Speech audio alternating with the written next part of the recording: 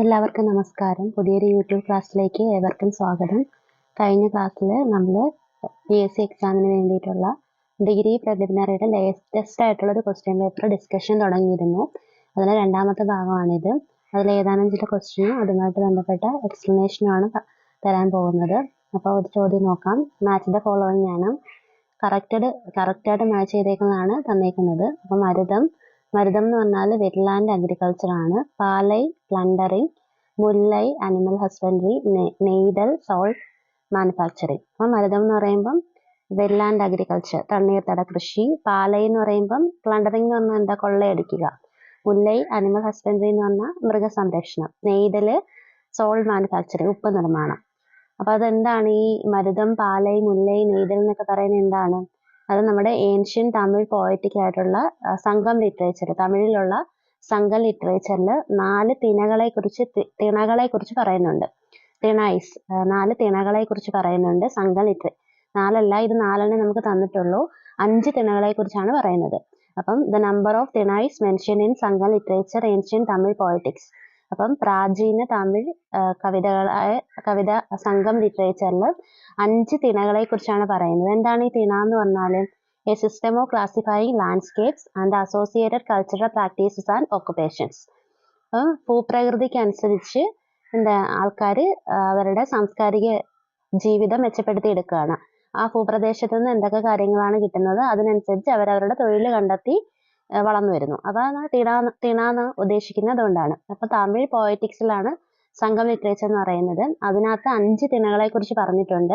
അപ്പൊ നമ്മൾ ഈ ക്വസ്റ്റ്യൻ പേപ്പറിൽ ചോദിച്ചത് 4 തിണകളും അത് മാച്ച് ദ ഫോളോയിങ് ആയിട്ടാണ് ചോദിച്ചത്. അപ്പൊ ഓരോന്നും എന്താന്ന് പറയാം.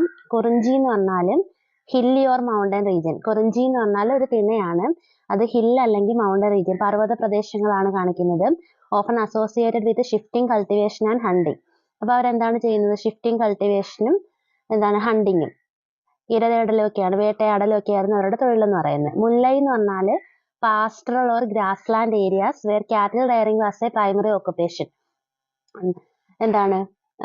കന്നുകാലികളെ വളർത്തുന്നതിന് ആവശ്യമായിട്ടുള്ള പുൽമേടുകളൊക്കെയുള്ള പ്രദേശത്തെയാണ് മുല്ലൈ എന്ന് പറയുന്നത്. അപ്പൊ സ്വാഭാവികമായിട്ടും അവിടുത്തെ ജനങ്ങൾ എന്തായിരിക്കും ഫോക്കസ് ചെയ്യുന്നത്? അനിമൽ ഹസ്ബൻഡറി, മൃഗസംരക്ഷണമാണ് അവരുടെ പ്രധാന തൊഴിലെന്ന് പറയുന്നത്. പാലൈ എന്ന് പറഞ്ഞാൽ ഡെസേർട്ട് റീജിയൻ ആണ്, മരുഭൂമിയാണ്. With limited resources and specific occupations. അവിടെ എന്ന് വെച്ച് കഴിഞ്ഞാൽ എന്താണ് പ്രത്യേകത? റിസോഴ്സസുകൾ കുറവാണ്. അപ്പം അതുമായിട്ട് ബന്ധപ്പെട്ട ജോലി കണ്ടെത്താനും ബുദ്ധിമുട്ടുണ്ട്. മരുതം എന്ന് പറഞ്ഞാൽ എന്താ? Wetland or riverine agriculture areas, തണ്ണീർത്തട കൃഷി ചെയ്യാൻ പറ്റിയ സ്ഥലമാണ് മരുതം എന്ന് പറയുന്നത്. അപ്പൊ അവിടെ എന്താ ഉണ്ടാവും? Rice cultivation was common. അവിടെ റൈസ് കൾട്ടിവേഷൻ ഒക്കെ കൂടുതലായിരിക്കും. ഇനി നെയ്തൽ എന്ന് പറഞ്ഞാൽ എന്താണ്? നെയ്തൽ എന്ന് പറയുമ്പം നെയ്തൽ അത് നമ്മുടെ തീരപ്രദേശവുമായിട്ട് ബന്ധപ്പെട്ടിരിക്കുന്നു. Coastal or marine regions, fishing, salt manufacturing etcetera occupations. Coastal ഏരിയാസിലുള്ള ആൾക്കാരുടെ തൊഴിൽ എന്താണ്? മത്സ്യബന്ധനവും ഉപ്പ് നിർമ്മാണവും ഒക്കെയാണ് അവരുടെ തൊഴിൽ. അപ്പൊ 5 തിണകളെ കുറിച്ചാണ് സംഘം ലിറ്ററേച്ചറിൽ പറയുന്നത്. അതിൽ നിന്നാണ് ഒരു ക്വസ്റ്റ്യൻ വന്നത്. പാലൈ എന്ന് പറഞ്ഞു കഴിഞ്ഞാൽ എന്ത് റീജിയൻ ആണെന്ന് പറഞ്ഞത്? അവിടെ ഉള്ള ഒരു പ്ലണ്ടറിങ് എന്ന് പറഞ്ഞല്ലോ, ഡെസേർട്ട് റീജിയൻ ആണ്, മരുഭൂമിയാണ്. അപ്പൊ സ്വാഭാവികമായിട്ട് വെള്ളത്തിന്റെ ക്ഷാമമുണ്ട്. അപ്പൊ അവിടെ കൃഷി അതുപോലത്തുള്ള കാര്യങ്ങളൊന്നും നടക്കില്ല. അപ്പൊ ആ ഒരു അതിലാണ് നമ്മുടെ ഈ മാച്ച് ദ ഫോളോയിങ്ങിൽ പ്ലണ്ടറിങ് ഉൾപ്പെടുത്തിയേക്കുന്നത്. മരുതം എന്ന് പറഞ്ഞാൽ കൃഷിഭൂമിയാണ്, വെറ്റ്ലാൻഡ് അഗ്രികൾച്ചർ, തണ്ണീർത്തട കൃഷികളൊക്കെ നടക്കും. പാലൈ എന്ന് പറഞ്ഞാൽ ഡെസേർട്ട് റീജിയൻ ആണ്, പ്ലണ്ടറിങ് അവരുടെ തൊഴിലായിട്ട് അവർ സ്വീകരിച്ചിട്ടുണ്ട്. മുല്ലൈ എന്ന് പറയുമ്പോൾ അനിമൽ ഹസ്ബൻഡറി, ഗ്രാസ് ലാൻഡ്സ് ഒക്കെ ഉള്ള ഏരിയ ആയതുകൊണ്ട് മൃഗങ്ങളെ വളർത്താൻ കൊള്ളാം. നെയ്തൽ എന്ന് പറഞ്ഞാൽ എന്താ? നമ്മുടെ തീരപ്രദേശമാണ്. അപ്പൊ സോൾട്ട് മാനുഫാക്ചറിങ്ങും ഫിഷിംഗ് ഒക്കെയാണ് അവരുടെ തൊഴിലെന്ന് പറയുന്നത്. അപ്പൊ അതായിരുന്നു ആ ചോദ്യം മാച്ച് ദ ഫോളോയിങ് വെച്ച് വന്നത്. ഇനി അടുത്ത ചോദ്യം നോക്കേ. Mere political swaraj would mean English rule without the Englishmen who argued this. ഇംഗ്ലീഷുകാരില്ലാത്ത ഇംഗ്ലീഷ് ഭരണം എന്നാണ് രാഷ്ട്രീയ സ്വരാജ് അർത്ഥമാക്കുന്നത്. ഇത് ആര് പറഞ്ഞതാ? Mere political swaraj would mean English rule without the Englishmen who argued this. അപ്പം ഇംഗ്ലീഷുകാരില്ലാത്ത ഇംഗ്ലീഷ് ഭരണം എന്നാണ് രാഷ്ട്രീയ സ്വരാജ് അർത്ഥമാക്കുന്നത്. ഇതാരും മുന്നോട്ട് വെച്ചതാ? ഗാന്ധിജി പറഞ്ഞതാണ്, ഗാന്ധിയുടെയാണ്. Mere political swaraj would mean English rule without the Englishmen who argued this, Gandhi. അടുത്ത ചോദ്യം. The Dutch captain who entered into the trade agreement with the Samorin in 1604. അപ്പം സാമൂതിരിയുമായിട്ട് 1604 കച്ചവട എഗ്രിമെന്റ് ഒപ്പുവെച്ചത് ആരാണ്? അഡ്മിറൽ സ്റ്റീവൻ വാൻഡർ ഹാഗൻ ആണ്. അത് നമ്മുടെ ക്വസ്റ്റ്യൻ പേപ്പറിനകത്ത് ഈ ഓപ്ഷൻ ഇല്ലായിരുന്നു, അതുകൊണ്ട് ചോദ്യം ഡിലീറ്റഡ് ആയിരുന്നു. അപ്പൊ കറക്റ്റ് ആൻസർ എന്താണ്? Admiral Steven van der Hagen, the Dutch captain who entered into the trade agreement with the Zamorin in 1604. 1604 സാമൂതിരിയുമായിട്ട് കച്ചവട കരാറിൽ ഒപ്പുവെച്ച ഡച്ച് ക്യാപ്റ്റന്റെ പേര് ഓർത്തിരിക്കണം, അഡ്മിറൽ സ്റ്റീവൻ വാൻഡർ ഹാഗൻ ആണ്. അടുത്ത ചോദ്യം നോക്കേ. The organizations were banned during the emergency period. അടിയന്തരാവസ്ഥ സമയത്ത് നിരോധിച്ച ഓർഗനൈസേഷൻസ് ഏതൊക്കെയാണ്? Jamaatul Islami, RSS, Anand Marg, Maoist CPML. അപ്പൊ എന്തൊക്കെയാണ് അടിയന്തരാവസ്ഥ കാലത്ത് നിരോധിച്ച organisations? Jamaatul Islami, RSS, Anand Marg, Maoist CPML. അടുത്ത ചോദ്യം നോക്കേ. Which among the following was hanged on 23rd March 1931 in the Lahore conspiracy case? Lahore conspiracy കേസിൽ 1931 മാർച്ച് 23 തൂക്കിലേറ്റപ്പെട്ട വ്യക്തികൾ ആരൊക്കെയെന്നാണ്. അത് ഓപ്ഷനകത്ത് ഇല്ലായിരുന്നു. അത് നമുക്കറിയാം, നമ്മുടെ സ്വാതന്ത്ര്യ സമരവുമായി ബന്ധപ്പെട്ട് ഏറ്റവും പ്രധാനപ്പെട്ട ഒരു സംഭവമാണ്. അത് ലാഹോർ കോൺസ്പിറസിയുമായിട്ട് ബന്ധപ്പെട്ട് 1931 മാർച്ച് 23 ആരെയൊക്കെയാണ് തൂക്കിലേറ്റുന്നത്? ഭഗത് സിംഗിനെയും രാജ്ഗുരുവിനെയും സുഖ്ദേവിനെയാണ് തൂക്കിലേറ്റുന്നത്. അപ്പം ഭഗത് സിംഗിനെയും രാജ്ഗുരുവിനെയും സുഖ്ദേവിനെയാണ് തൂക്കിലേറ്റുന്നത്. അതെന്താണ് പ്രത്യേകത?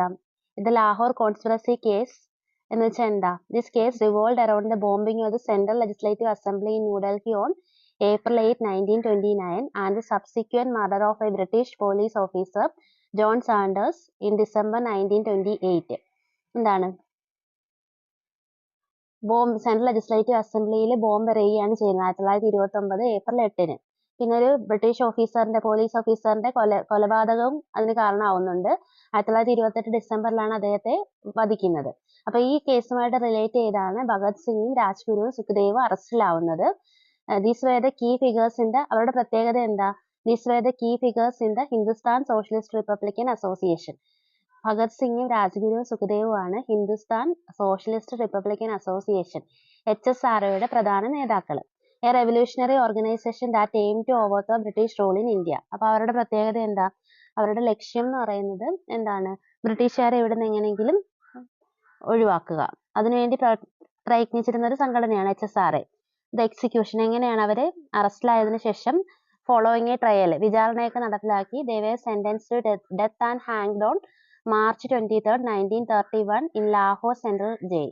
അപ്പൊ എന്താണ്? അവര് 1931 മാർച്ച് 23 അവരെ തൂക്കിലേറ്റി. എവിടെ വെച്ചിട്ടാണ്? ലാഹോർ സെൻട്രൽ ജയിലിൽ വെച്ചിട്ടാണ് തൂക്കിലേറ്റിയത്.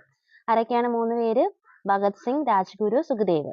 ഇനി ഈ ദിവസത്തെ ഷഹീദ് ദിവസ് ആയിട്ടാണ് ആചരിക്കുന്നത്. In India March 23 is observed as Shaheed Diwas, martyrs day, രക്തസാക്ഷികളുടെ ദിനം, to commemorate the sacrifice of these revolutionaries.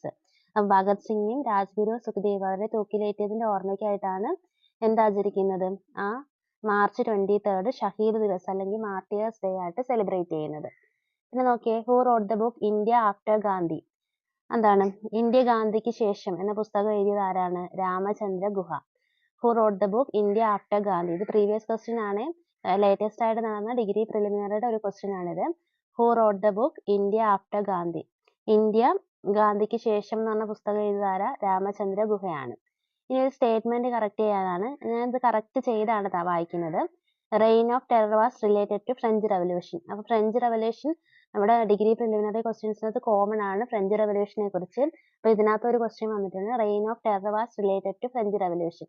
Rain of terror എന്തുമായിട്ട് ബന്ധപ്പെട്ടിരിക്കുന്നു? ഫ്രഞ്ച് റവല്യൂഷനുമായിട്ട് ബന്ധപ്പെട്ടിരിക്കുന്നു. Glorious revolution in England took place in 1668. ഇംഗ്ലണ്ടിലെ മഹത്തായ വിപ്ലവം 1668. പിന്നെ bloody Sunday is related to Russian revolution. Bloody Sunday അത് റിലേറ്റ് ചെയ്യുന്നത് റഷ്യൻ റവല്യൂഷൻ 1905. പിന്നെ nationalist revolution broke out in China in October 1911. 1911 ഒക്ടോബറിലാണ് ചൈനയിലെ നാഷണലിസ്റ്റ് റവല്യൂഷൻ പൊട്ടിപ്പുറപ്പെട്ടത്. അപ്പൊ അത് കറക്റ്റഡ് സെന്റൻസ് ആണ്. അപ്പൊ ഇതുമായിട്ട് ബന്ധപ്പെട്ട് ഒരു ഹോട്ട് ടോപ്പിക്സ് ആണ് ലോകത്തെ സ്വാധീനിച്ച വിപ്ലവങ്ങളിൽ ഫ്രഞ്ച് വിപ്ലവമൊക്കെ ഹോട്ട് ടോപ്പിക്സ് ആയിട്ട് വരുന്നതാണ്. അടുത്ത ക്ലാസ്സിൽ ഇതിന്റെ കണ്ടിന്യൂഷൻ ആയിട്ട് അതിനെക്കുറിച്ച് SCRT ചാപ്റ്റേഴ്സ് ഉൾപ്പെടുത്തി പറയാം. അപ്പൊ ഇത്രയാണ് ഇന്നത്തെ ഇതിൽ നോക്കുന്നത്. അടുത്ത ഭാഗമായിട്ട് അടുത്ത ക്ലാസ്സിൽ കാണാം. Okay, by.